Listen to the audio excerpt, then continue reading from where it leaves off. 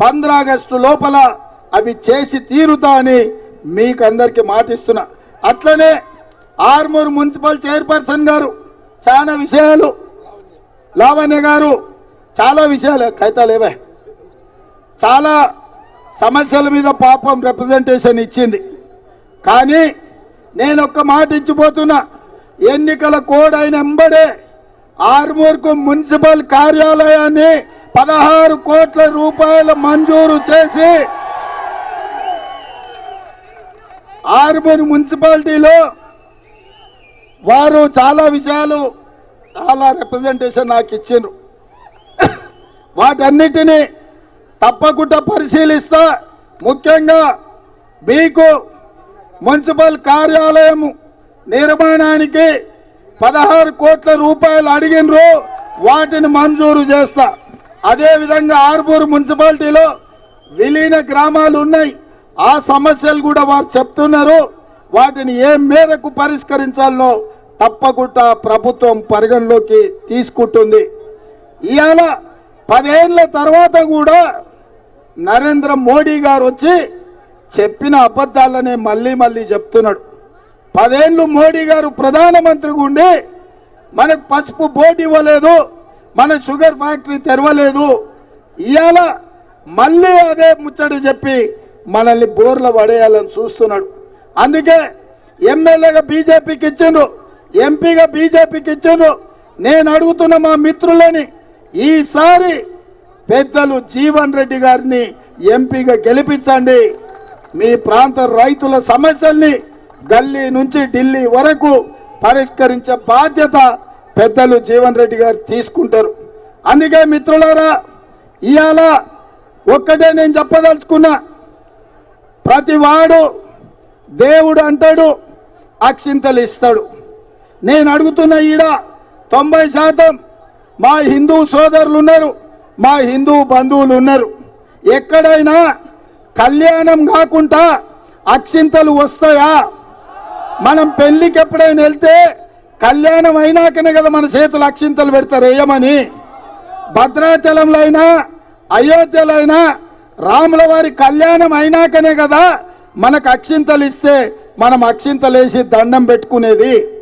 మరి రాముల వారి ప్రతిష్ట కంటే 15 రోజుల ముందే బీజేపీ వాళ్ళు ఇంటింటికి అక్షింతలు తెచ్చి పంచిండ్రు. ఇది హిందూ సాంప్రదాయమా అని నేను అడుగుతున్నా.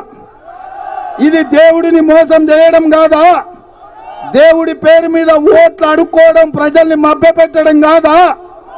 ఇవాళ బీజేపీ వాళ్ళు తెగబడి హిందూ సాంప్రదాయాలకు వ్యతిరేకంగా రాముడి ప్రతిష్ట జరగకంటే ముందే 15 రోజుల ముందే అక్షింతలు ఎక్కడి నుంచి వచ్చినాయని నేను బీజేపీ నాయకులను అడుగుతున్నా. వేద పండితులకు నేను దండం పెట్టి చెప్తున్నా, సాంప్రదాయం ఏందో మీరు ప్రజలకు చెప్పండి. మేమందరం హిందువులం కాదా? మేము దేవుళ్ళకు మొక్కలేదా? శ్రీరాముడికి పూజ చేయలేదా? మేము హనుమంతుడిని కొలవలేదా? ఇవే కాదు, మా గ్రామాలలో మేమందరం వ్యవసాయం చేసుకునేటోళ్ళం. ఎల్లమ్మకు, పోషమ్మకు, మైసమ్మకు కోడిని కోసినాం, కళ్ళు పోసినాం. మన రైతులం ఏం చేస్తామే? పంట చేతికొచ్చేటప్పుడు మన ఇంటి దైవమైన పోషమ్మకో, ఎల్లమ్మకో, మైసమ్మకో దండం పెట్టుకొని, అమ్మ తల్లి తల్లగా చల్లగా చూడు, నీకు కోడి కోసినాం, కళ్ళు కోసినాం అని చేస్తున్నామా లేదా? చేయలేదా? మనము బీజేపీ వచ్చి మనకు నేర్పాలా?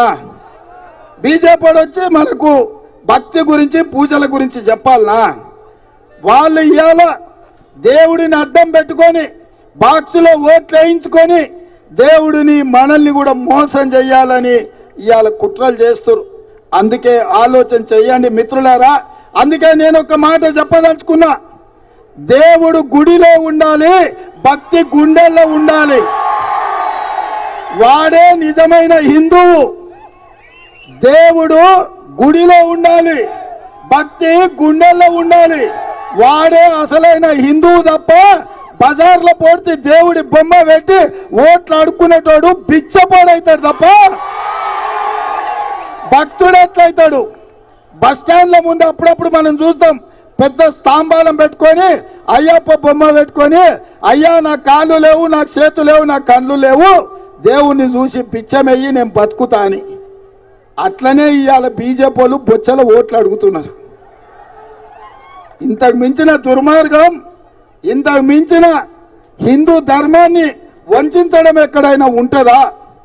అందుకే మిత్రులారా, ఇవాళ మన ధర్మాన్ని కాపాడుకోవాలి, మన రైతులను ఆదుకోవాలి, మన పసుపు బోర్డు తెచ్చుకోవాలి, మన చక్కెర పరిశ్రమ తెరుచుకోవాలి అంటే పెద్దలు జీవనన్న గెలవాలి.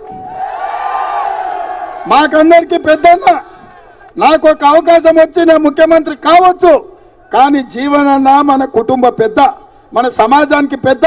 40 సంవత్సరాల ఆదర్శంగా ఉన్న ఒక ప్రజా ప్రతినిధి, 40 ఏళ్ళు నీతిగా నిజాయితీగా కడుపు కట్టుకొని రైతుల కోసం, విద్యార్థుల కోసం, నిరుద్యోగ యువకుల కోసం, మహిళల కోసం, మైనార్టీల కోసం, తెలంగాణ సమాజం కోసం పనిచేసిన జీవన్ రెడ్డి గారి ఎన్నికల్లో గెలవకపోతే ఈ సమాజంలో మంచి అనేది చచ్చిపోతుంది. ఈ సమాజంలో మోసపోలే గెలుస్తారు. మొన్న ఈడ ఎట్లయితే వాడిని ఓడించిండ్రో అదే స్ఫూర్తితోని ఈ జీవనన్నను గెలిపించాలి. గెలిపించడానికి మీరు సిద్ధమా? సిద్ధమా? సిద్ధమా? సిద్ధమా? సిద్ధమా? సిద్ధమా? సిద్ధమన్న వాళ్ళందరూ చేయి పైకెత్తురి. జై కాంగ్రెస్, జై జై కాంగ్రెస్. హస్తం గుర్తుకే, హస్తం గుర్తుకే. నేను ఒక్క మాట అడగదలుచుకున్న, మిమ్మల్ని మాట ఇవ్వండి అని. జీవనన్న 1,00,000 మెజార్టీతో గెలవాలి, ఓకేనా? నేను 1,00,000 అంటే మీరు పక్కా అనాలి. పక్కానా? పక్కానా? పక్కానా? పక్కానా?